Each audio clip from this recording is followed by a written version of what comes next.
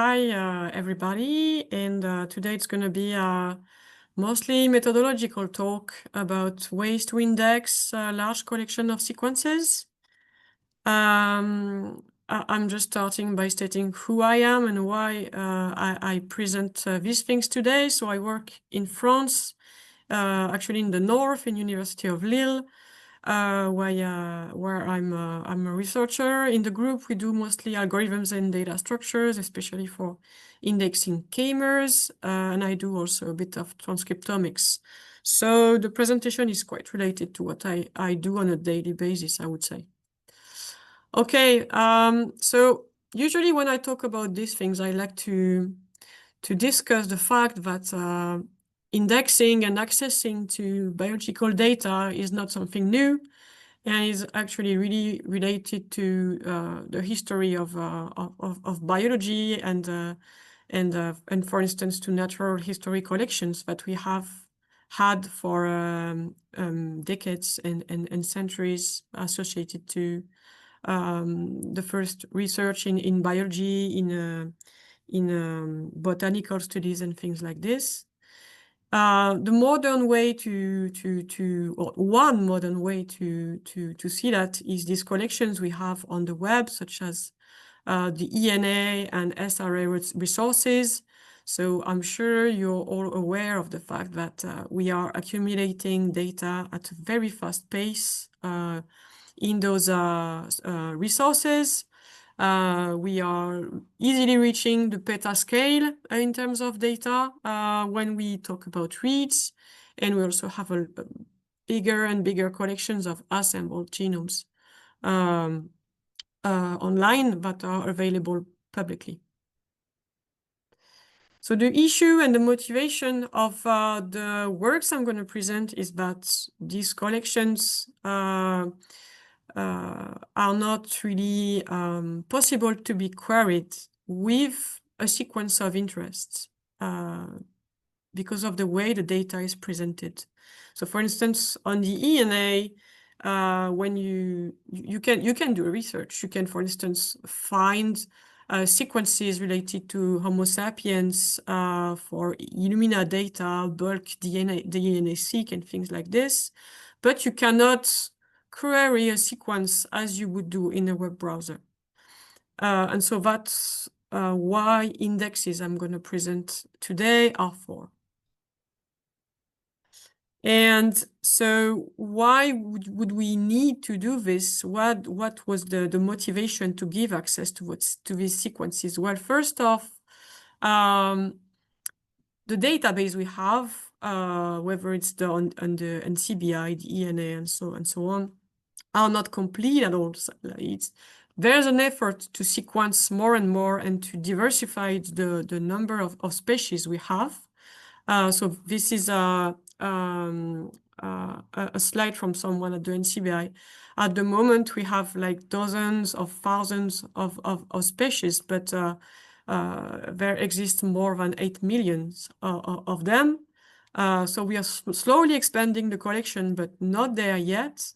And if we compare what's assembled, so what's in GenBank in black, to what's sequenced and appears are just sequence data sets, so DNA-seq or RNA-seq, well, we have a much larger resource in terms of unassembled sequences on DNA and SRA that people might want to look at. So I encountered one tweet, one actually message on Blue Sky. It's not a tweet.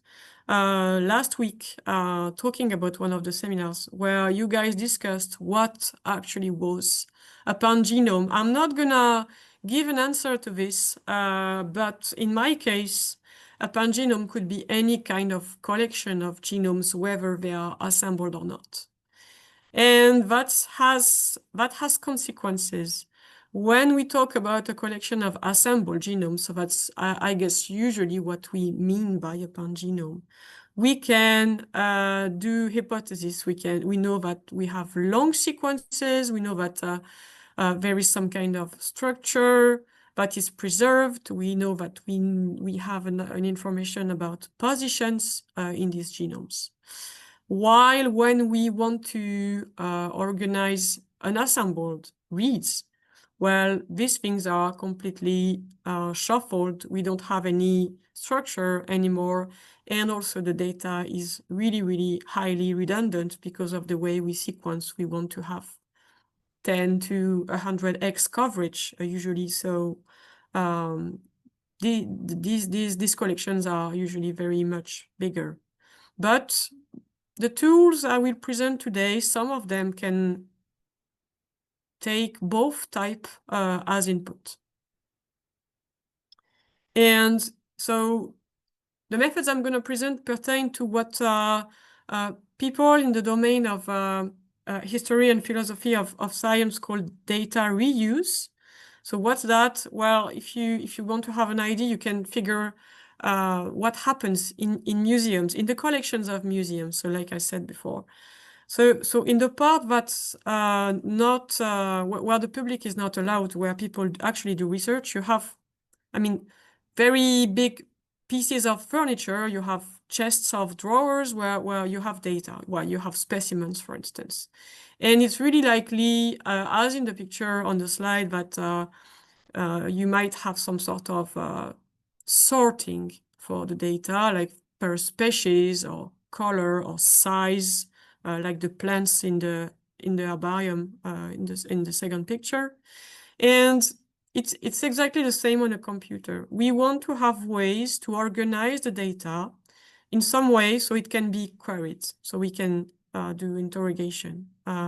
So the example here is one of the first structure that tried to answer the question of how could we query thousands of sequenced data sets at time.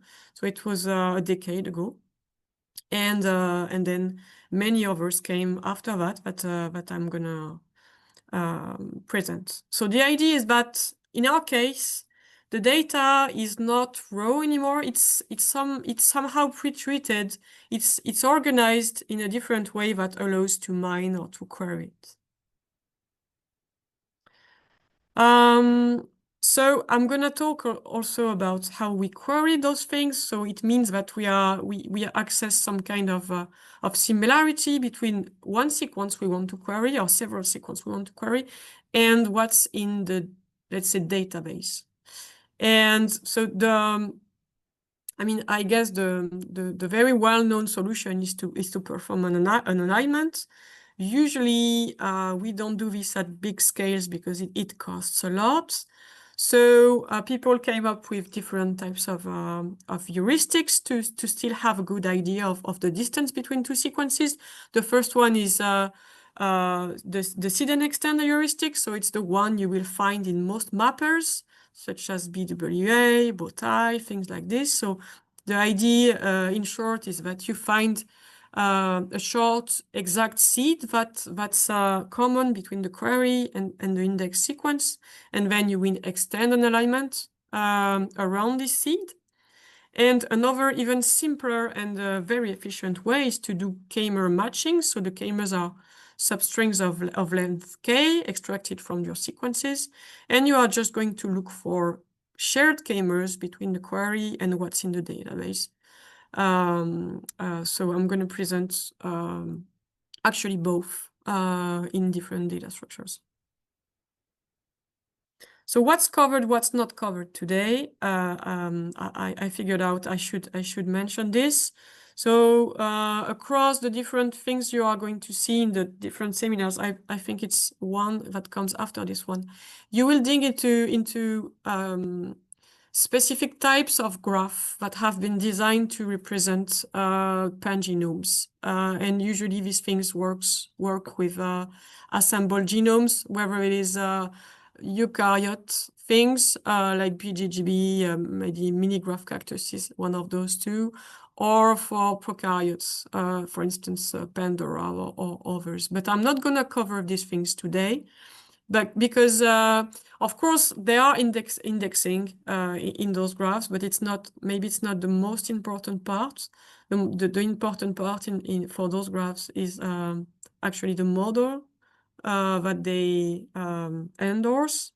Today we will cover things that are based on the BWT that allow to index sequences, and also things that are based on k-mers and also sampling.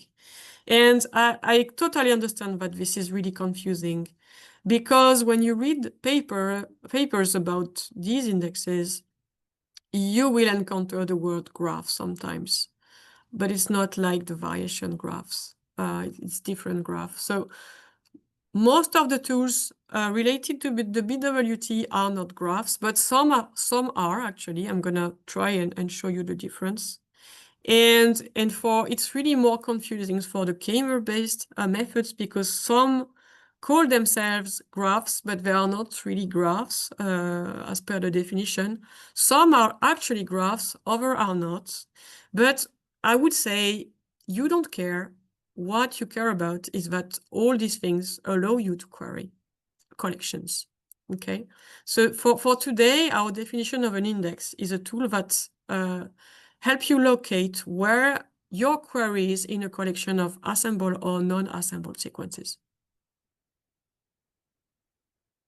Okay, so I'll start with indexing with k-mers because it's the simplest one. The idea is really that you have a collection of here in the example, I say datasets, but it could be genomes. And they are seen as a set of k-mer sets. So each genome or each dataset has its own k-mer set. And given a query k-mer, you are going to want to report a list of identifiers of the thing you indexed where the k-mer is present. So in this example, the black k-mer is present in D0 and D2.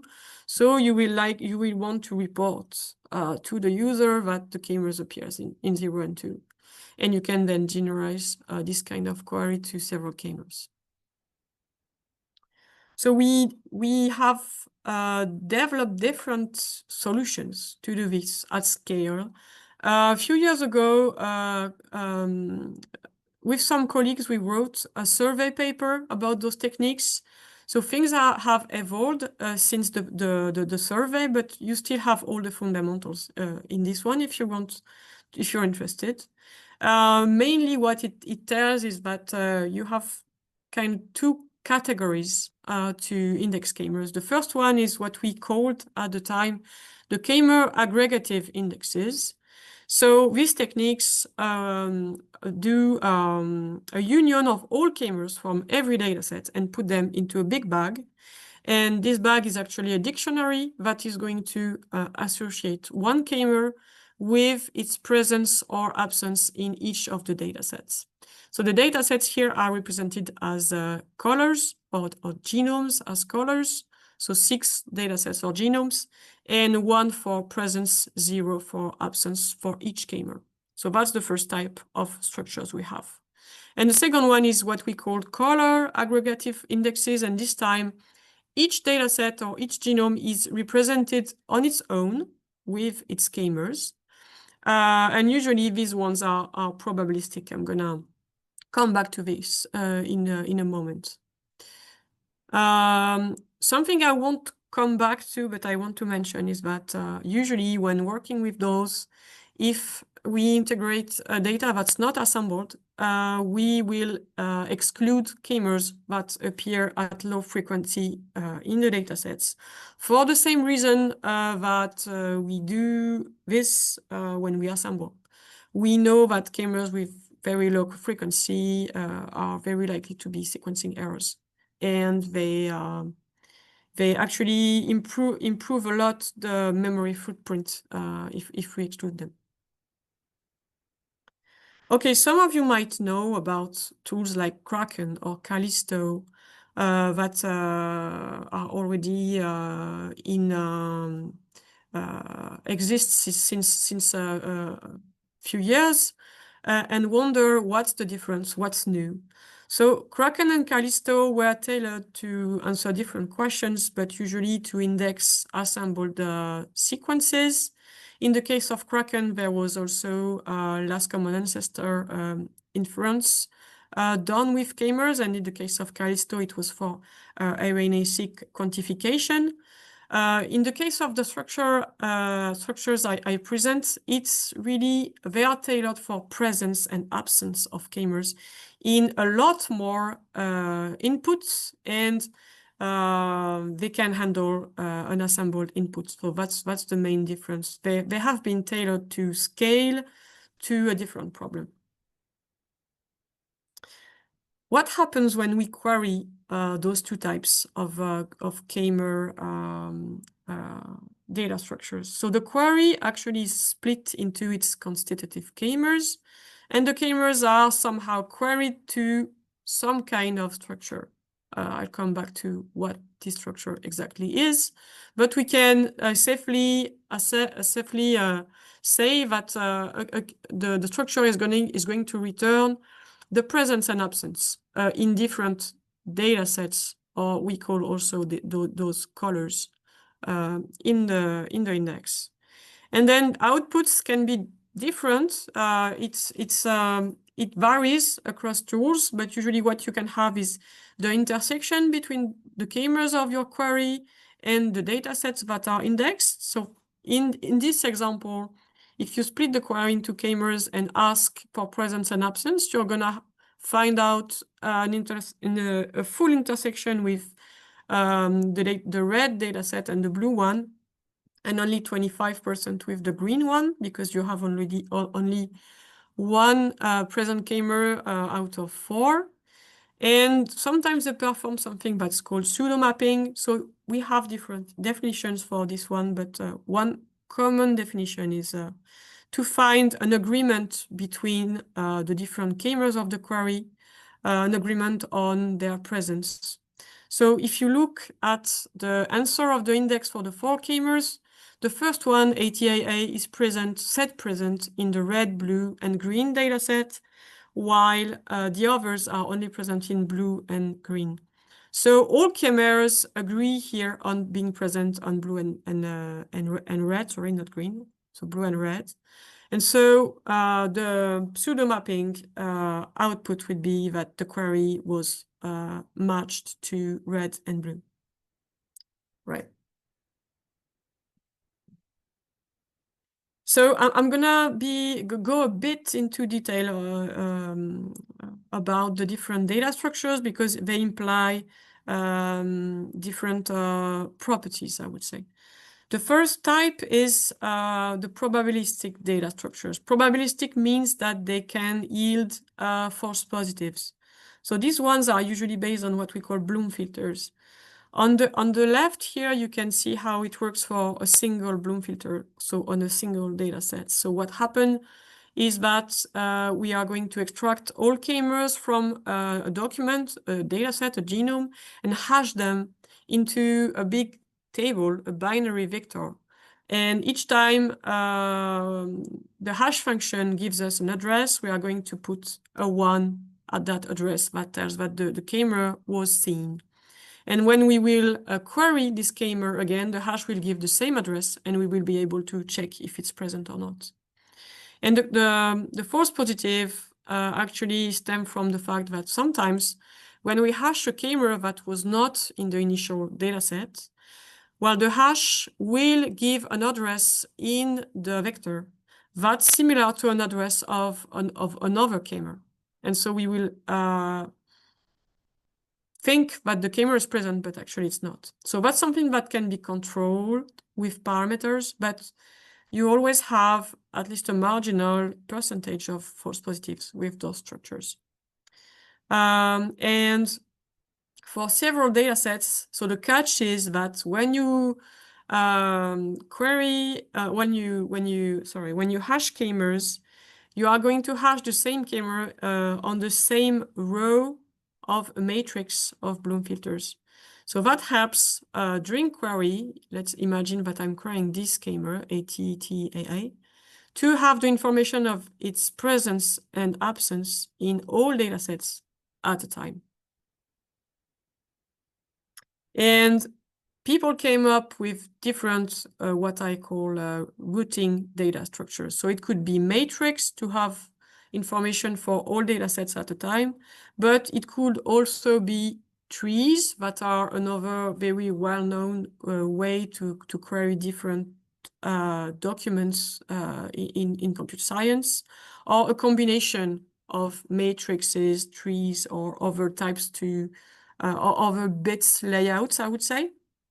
And this produced different tools, such as Big Z. That might be the most well-known among those, and others. So one downside of this is that we have to have a lot of Bloom filters, and that can be a bit heavy on the disk. So more recently, people came with a clever solution that was to allow the compression of those filters. And one way to compress is to find similar filters and then to run an off-the-shelf compressor. But how to find similar filters? Actually, biology can help. So Karel Binder and colleagues shown that if we have a phylogeny, or if we can infer a phylogeny on the different genomes that are indexed in each Bloom filters, we can order the Bloom filters according to the phylogeny. And that helps putting filters that are alike next to each other, and that improves a lot compression. So that was applied to indexing a large collection of assembled bacterial genomes this year, and to have also a queryable index of all those sequences. Another use of Bloom filters has been in the Logan project. So this one aimed at indexing all SRA's content as of 2022, I believe. So I extracted this figure from the paper. Actually, here you can recognize this matrix organization that I showed before, and the k-mers that are searched in the matrix. So they basically build Bloom filters for all the data sets in the SRA. And they had to use an extra property because obviously this was a very, very big collection. And the extra property was to convert the reads that were present in the SRA into unitics or contigs. So that means that they assembled all row reads datasets into longer sequences. Why did they do that? Actually, when you do that, you reduce the redundancy a bit, because k-mers from reads are put together in longer strings that decrease the number of bits you need to put them on the disk. And so doing this, they reduced from 48 petabytes of sequences into just 2 petabytes. So really reduced the footprint of what they had to index. And if you remember of this figure, I showed it a bit before during the presentation. So they allow this time to query what's in the SRA. So to have access to many more species than just what you have in GenBank. So this is the kind of thing you'll have when you try and do a query in the Logan system. So that was a query with an algae, and I get hits, and I get, let's say, an Excel sheet that I can download, where I have the different accession numbers, the number or the percentage of k-mers that are shared between my query and what was in the data sets. And so this is, actually this can be scrolled. So you have a lot more metadata that's automatically download from the SRA on species, on tissues, on types of sequences, and things like this. And they also on their GitHub have a practical hands-on if you want to try and understand how you can do queries on this system. Okay. And now leaving the probabilistic world, there is also a deterministic world to index k-mers. So that means this time that there is no false positive when you index the k-mers. And they are based on the so-called colored the brain graph. So colored because, again, the datasets or genomes are called colored. And this time, all k-mers are really represented in the structure, but it's always the same idea. You have some kind of index. Very often, it's the equivalent of a Python dictionary, a hash table that hashes k-mers to their vectors of presence and absence. And the graph, it's not really obvious from the figure, but the graph is used just as in Logan to reduce the footprint of stored k-mers. And that led to many tools too. So I'm giving you a short list here. FuelGore, for instance, that's one of the most efficient ones that we have now. Bifrost, that was in the air for quite a long time now. Femisto, I'm going to talk about Femisto later. Metagraph too, and I'll come back to Metagraph as well. Metagraph, so it's similar to Logan in the sense that their aim was to index as many public datasets as they could, but the approach is different. So Metagraph, when you query Metagraph, if you try, you have to expect longer query times than Logan. So I can give numbers. Usually when you query something in Logan, you have to wait, say, minutes before you have an answer. And that's understandable. You are querying like petabase of data. Metagraph, it can be a bit longer. It can last dozens of minutes to even hours, but you're supposed to have access to more information. For instance, some ID on the quantification of your query in the different datasets and other things. And you will have a web interface that's quite similar to Logan if you want to try. The URL is on the slide. And they really use the graph property and the topology to compress more those collections. So there are limits to querying with k-mers that are going to motivate the rest of the methods I'm going to show. The first one is comes with repeated k-mers. So repeated k-mers will appear just once in the indexes. That means that if you are to query something with repeated k-mers, then you might end up with a very high intersection. Like for in this example, ACAA is repeated twice, and it gives an intersection of 100% with the green datasets, but we can't really tell something about the actual k-mer coverage of the query in the index because of the repetition. So that's the first thing. And that's also related to being able to choose a k-mer size, actually. And also, k-mers are really sensitive to variance on errors. For instance, think of this sequence that's present in the index and something that contains, for instance, a SNP that changes the A into a G in the query.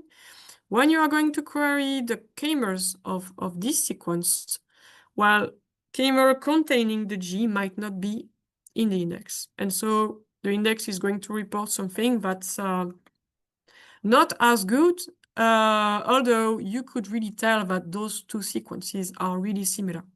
So in some cases, you want to have something that's absolutely similar, and that's fine. But in other cases, you want to be sensitive. And in that case, that's a limitation of indexing k-mers that motivated other developments. I just wanted to mention among the sampling strategies, Paper Scout, that was published a year ago. And that's, again, the same spirit as Logan and Metagraph to index many data sets. But they chose to sample the k-mers, meaning that not all k-mers are indexed. Just 1 out of 9 or something close to this. K-mers are indexed from the collection of sequences, and they show that it's still enough to have hits when you query the bigger data structure. So it's a B+3 that allows organizing all the harvested k-mers and to perform queries. So sampling was a strategy to scale, but that's also a strategy to be more sensitive. So in that work, that lexic map, it was published a few weeks ago. Sampling helps with sensitivity. So the idea is to do something like Minimap does. So in the end, you have some kind of alignment to the collection. And how they do what's different from Minimap is the way they collect seeds. So you can think of having k-mers in the query and some kind of k-mers in the genomes, but instead of doing this exact matching between the queried k-mers and what's in the genome, they allow matches to share a prefix of a certain size or to be longer. So you could have matches that just share the prefix of size p, that match the full k-mer size or something in between. And that helps, of course, when you have small differences between the query and the genome.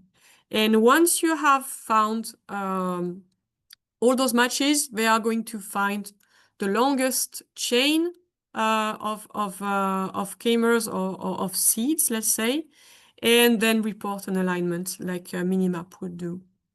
They applied this technique on, again, the large collection of assembled bacteria. That collection was called All the Bacteria and aired like 1 or 2 years ago already.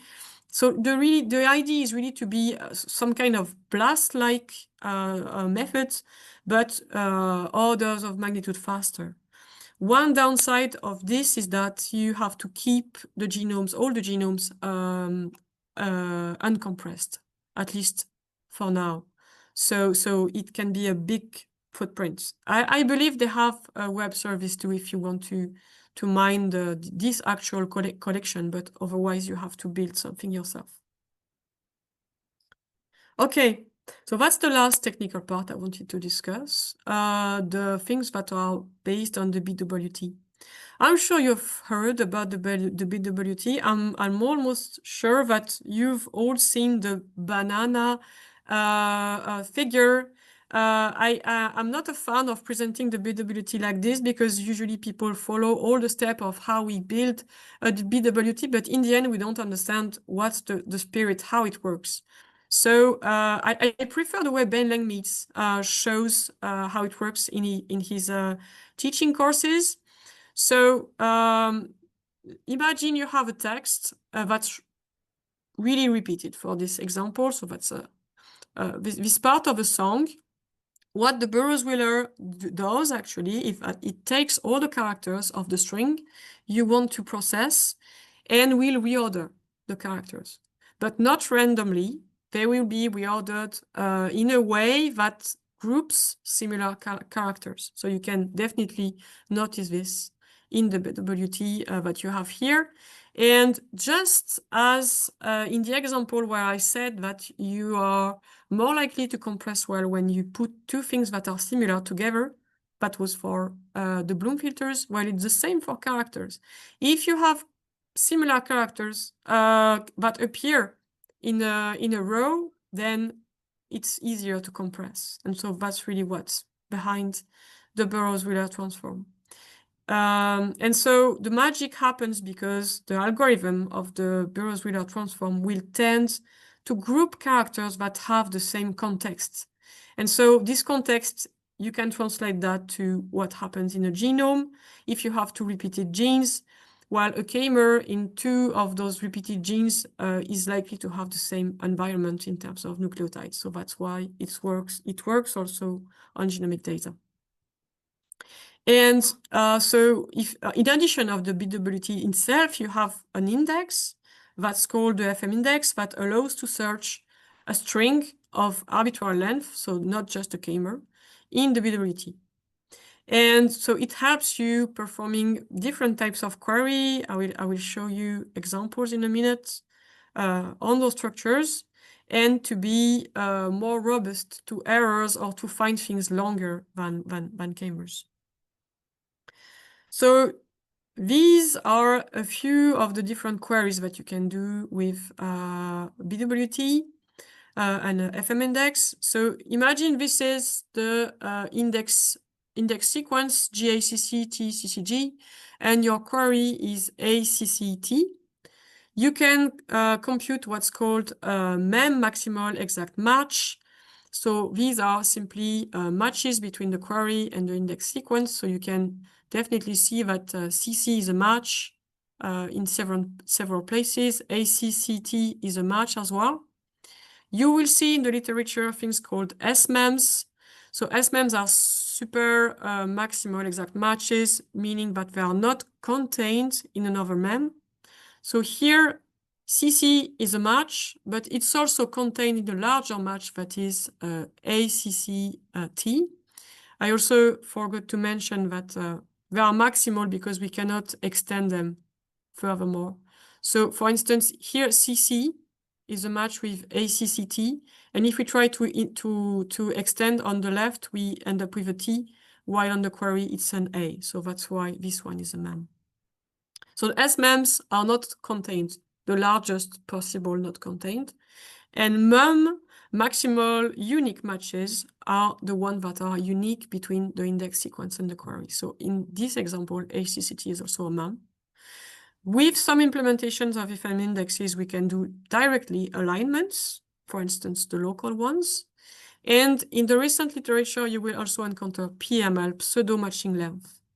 These ones give the length of MEMs, or sometimes things that are shorter because they compute these lengths heuristically.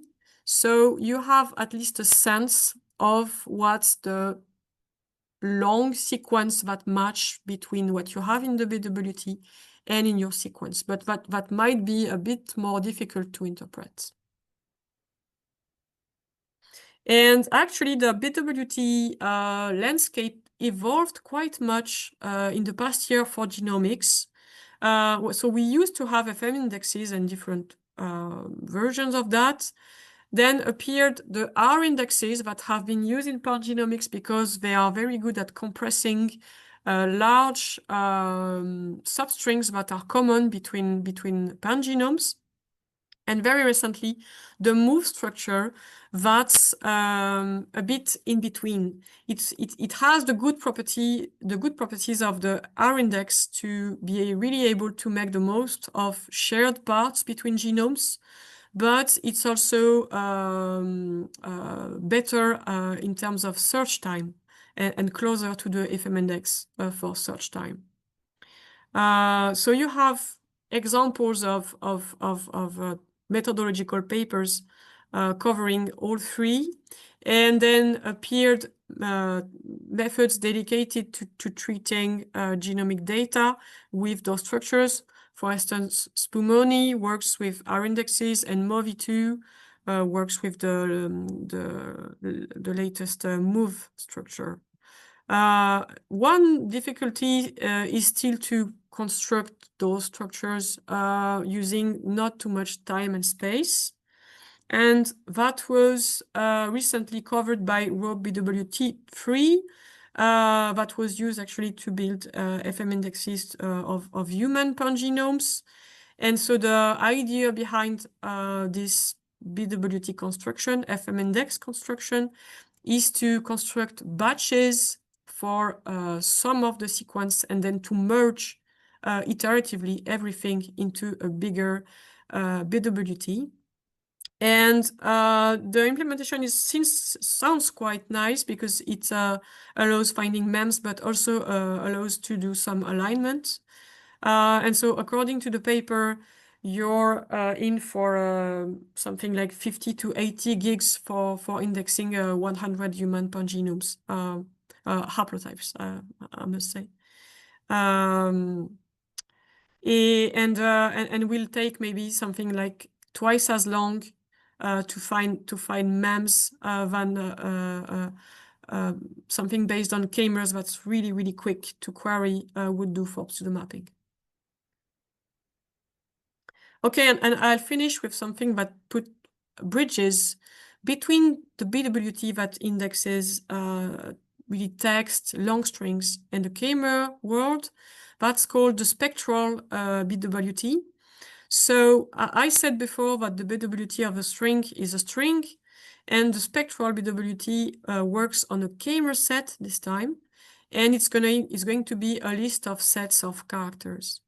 And it can sound a bit complicated. Actually, what it represents is not a list of strings, but it represents a doubling graph within the BWT paradigm. So it means that you can have very well compressed doubling graphs accessible.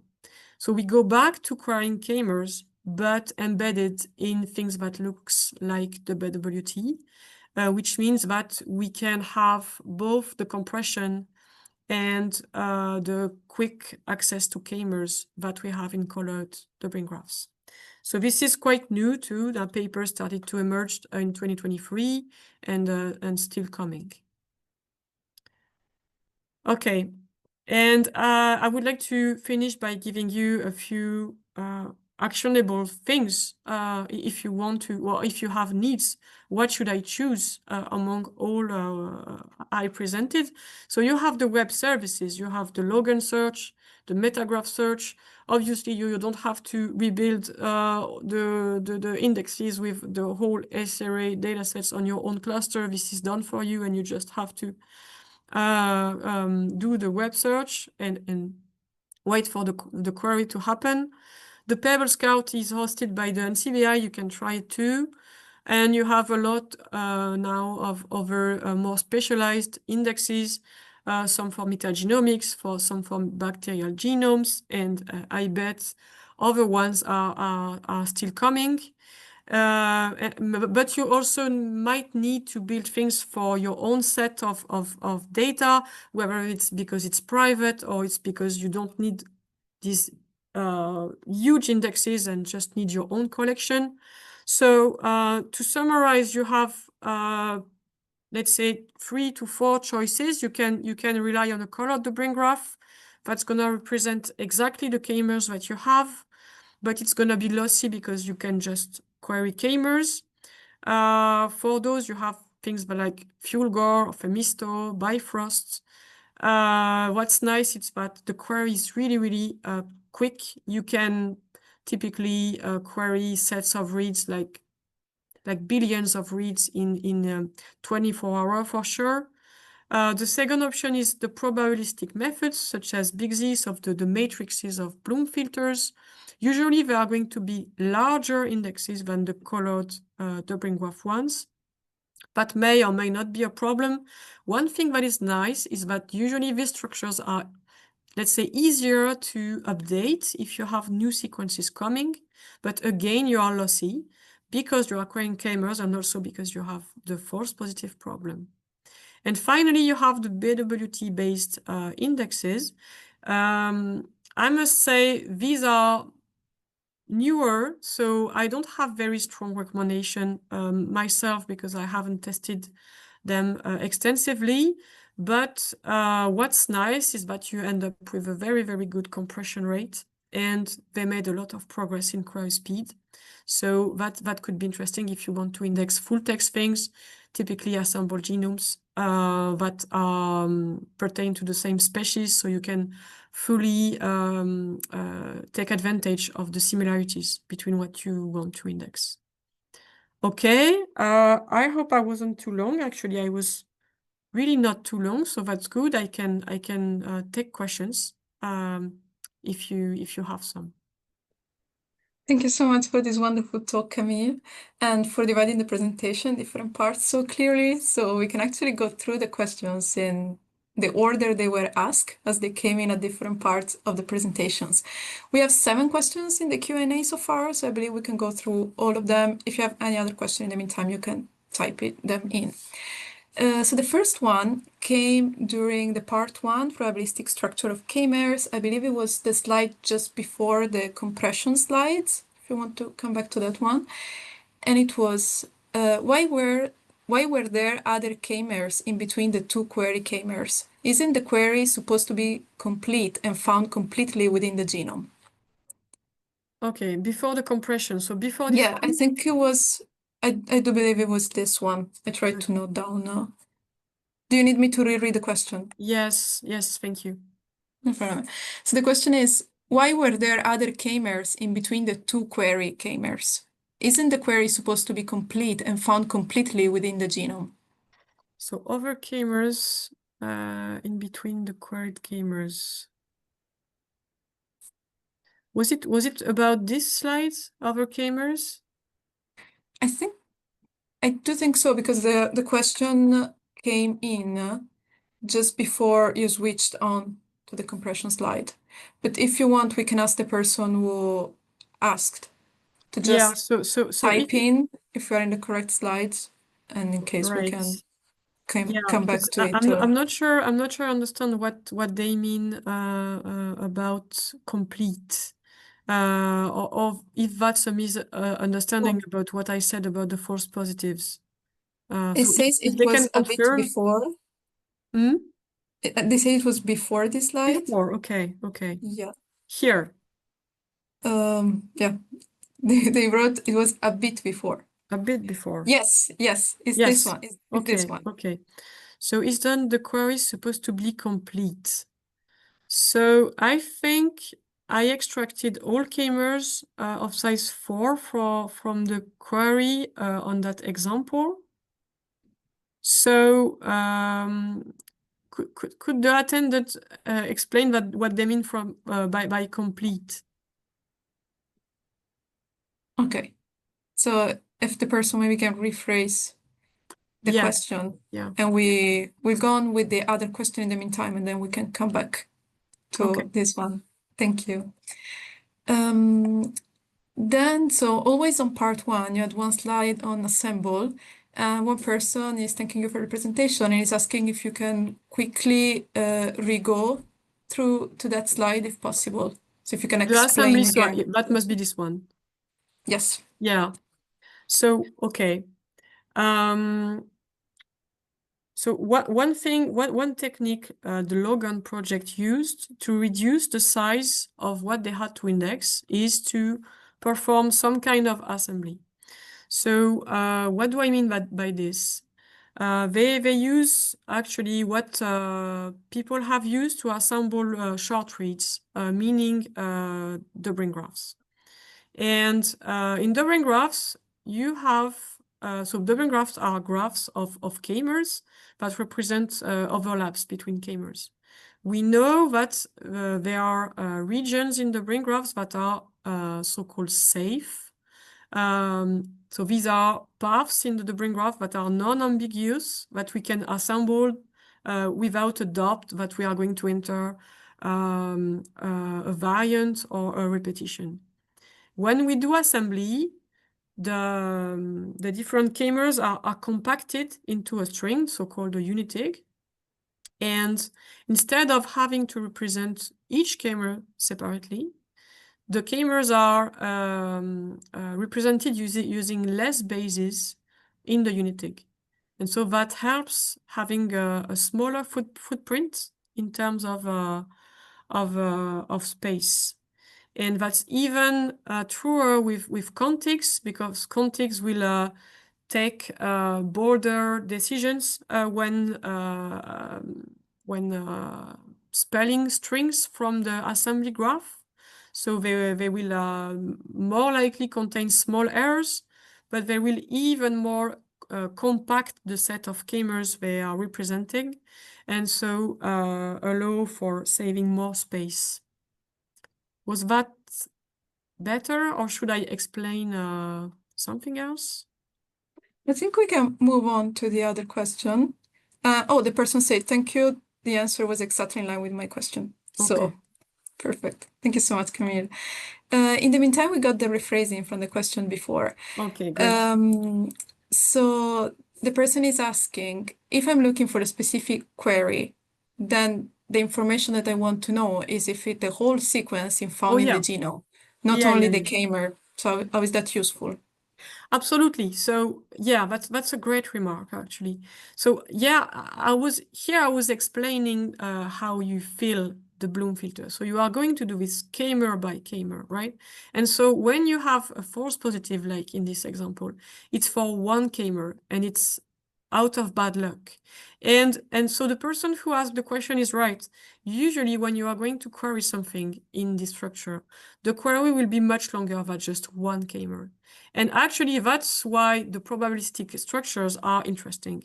It's because maybe you are going to have one false positive out of everything you are going to query. But overall, you should end up with something that's representative of the actual match of your query in the structure, because the false positive is not going to happen very likely too much. So yeah, definitely, usually you are querying things that are longer than just a chimer.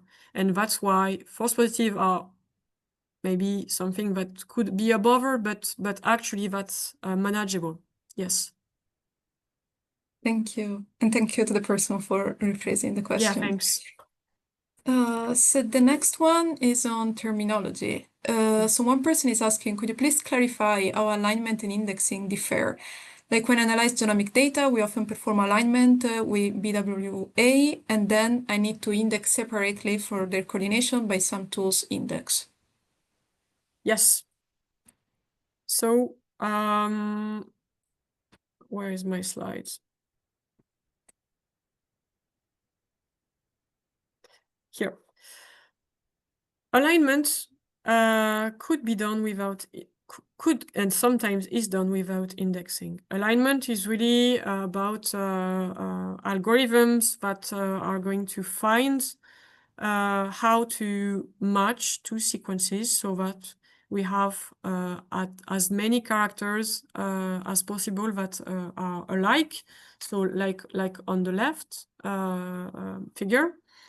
Indexing really means that you are going to have some kind of dictionary or list of sequencing that you are going to use prior to something else, prior to querying, prior to sometimes doing alignment. So in heuristics such as BWA, you want to first find anchors between a sequence and, for instance, a genome, because you don't want to have to perform this alignment task on every possible position of the genome.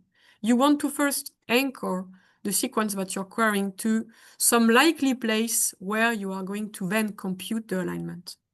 So indexes are hidden usually in mappers such as BWA. You don't even know that you are indexing something, but they are present to make sure that you can anchor a sequence and then perform the actual alignment. Then indexing is present in many other things. For instance, in assembly, sometimes you start assembly by indexing all chimers and then find neighbor chimers in the graph using an index. It's a very general task that we perform for different needs. But really, alignment is about trying to find a way to arrange the nucleotides of two sequences so that they you find as many positions in common as you can, while indexing is about having a bunch of seeds, a bag of seeds that will help you finding very local similarities between a sequence and what's in the index. Thank you for the answer. We only have a few minutes left, so I believe we may have time for two more questions. So we may not be able to cover them all because there are a lot of questions flooding. But someone is asking, if I want to query a long sequence, say a gene in a pangenome, say human pangenome, which of these methods would be more appropriate? So this came really at the end, I think, of to your overview slide. Also, would that tell me what the location of the gene is in each genome? Yes, okay. Let me go to the last one. So human pangenome, I believe some papers built them. Fulgor definitely did that. Most likely Movi2, the preprint came like 4 days ago or something. You could use one of those two to know where a gene is. It won't tell you the position. None of them. Fulgor, because of the Kamer, we totally lose the position. So if you're interested in positions, I believe pangenome graphs that will be covered after might be more interesting. It's the next session, 5th of November. So thank you. We can take maybe a last question. So one of the participants is asking, do you have challenges with massive memory usage since Kamers grow exponentially? And also, how do you handle sequencing errors? Right. We do have challenges. I mean, one question is, we know that database like DNA double in size every 2 years or so. How are we going to be able to keep up with that pace and update structures? This is totally an open question. How do we handle sequencing errors? We use very simplified Kamer spectrums. Something that is usually done is you throw out Kamers that are seen less than once or two. So there is a prior step to building those things, at least Kamer-wise, that is to count Kamers with tools like KFC and things like this. And in BWT-based methods, usually you index assembled genomes. So hopefully most errors are gone with the assembly process. Thank you. So it's 3:30 already, at least in the UK. So this may change depending on time zone. So unfortunately, we will have to stop the webinar here. I'm really sorry if we weren't able to cover your question, but we will collect both the recording and the slide, upload it on the website. And if you have any other question, feel free to reach out by email and we can see how we can support you. Of course. So I would like to thank again Camille for the talk today, and thanks for everybody who joined us, and see you next time. Bye. Thank you a lot.